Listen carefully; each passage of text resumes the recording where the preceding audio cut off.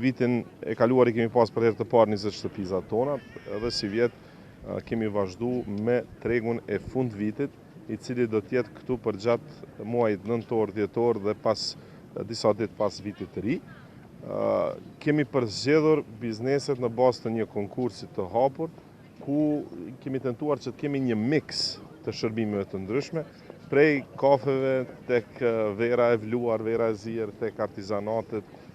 Do me thonë, ka gjana të ndryshme për të gjithë qytetarët të cilët duan të kalojnë një pjesë të ditës në shesh. Si drejtori i kulturës kemi marrë përsipër me u përkujdes për pjesën kulturore artistike të tregut fundvitit, çka e bën Prishtinën e vendos në hartën e qendrave të Evropës edhe për aktivitete kulturore, edhe promovim të ndërmarrjeve edhe ndërmarrëve të rinj. Kontrata në shkruhet me 19 nëntor dhe pastaj na duan diku 2 javë për të vendosur këtë ndriçimin, kështu që në ditët para të dhjetorit do të jetë gati ndriçimi i shtesë. Vitin e kaluar kemi marrë shumë, kisha me thonë, lavdata për mënyrën e ndriçimit të Prishtinës, besoj që si vjet do të jetë edhe më bukur.